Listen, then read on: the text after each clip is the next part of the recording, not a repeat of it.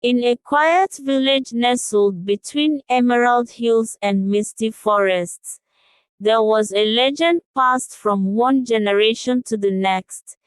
If two hearts truly belonged together, the wind would carry their whispers across any distance, no matter how far. Isa Marin had grown up hearing this tale from her grandmother, who used to claim she once heard her husband whisper her name from across the sea. As a child, Isa laughed at the story, but as she grew older and solitude became her quiet companion, the idea seemed less like a fantasy and more like a promise. At 27, Isa was a bookbinder and calligrapher, running a tiny shop called the Inkleaf, known for its enchanted journals, leather-bound treasures that seemed to breathe when you touched them, as though waiting for secrets to be written in their pages. She had a gentle soul and an artist's heart, but a shadow had lingered over her since her parents died in a fire when she was 16. Love, for her, was like a dream whispered too faintly to hear. One rainy evening, as the wind howled down the cobbled streets, Isa found an old, dust-covered book wedged between the attic beams of her shop. Unlike the others, it had no title, only a symbol embossed on the cover, a pair of intertwined hearts, half hidden by the sweep of a feather. Curiosity awakened. She opened the book to find blank pages, except for one, near the center. To the one whose heart is held only by the wind. Write, and I will answer. It was unsigned, and the handwriting was as delicate as spider silk. Isa hesitated, then picked up her finest quill and wrote a single sentence. "Can you truly hear me?" To her astonishment, the ink shimmered. Then, beneath her question, new words appeared, written by a hand not her own. "I always have." Chills ran down her spine. From that night onward, she wrote to the mysterious stranger. He never told her his name, and she signed only as I. They spoke of the stars, of heartbreak and dreams, of music that made their souls ache.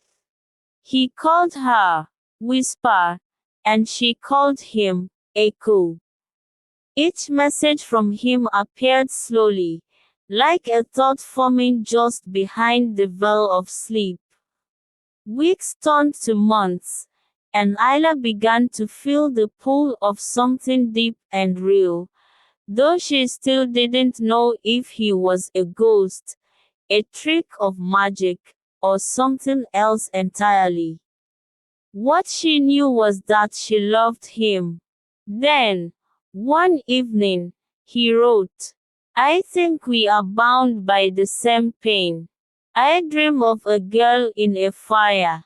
I was 17. I tried to save her, but I was too late."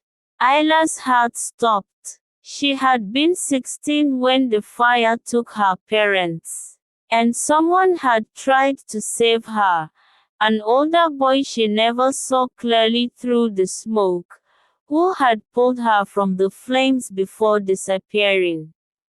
Could it be? Determined, she wrote back, "You saved me." No reply came that night. Or the next. Desperate, Isa tore apart her shop looking for clues, revisiting every journal she had ever bound. Finally, in one of the enchanted vaults from a decade ago, she found a pressed feather with the same heart symbol. Beneath it, a note. "To the girl I saved, I've spent every day listening for your voice in the wind. If you find this, I am in Whiteton. Whiteton was a village by the sea, days away. Isla left everything behind, carrying the silent book and her heart full of hope. When she arrived, wind-tossed and trembling, she found him, Edenville, a woodworker with a smile that looked like home.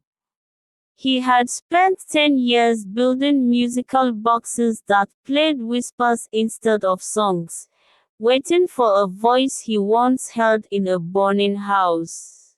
Their first words in person were not spoken aloud. They stood close, the wind swirling between them, carrying a whisper from her lips to his ear. "You heard me," he answered with a smile. And a whisper of his own, "Always." And just like that, the legend lived on. Two whispered hearts, finally found.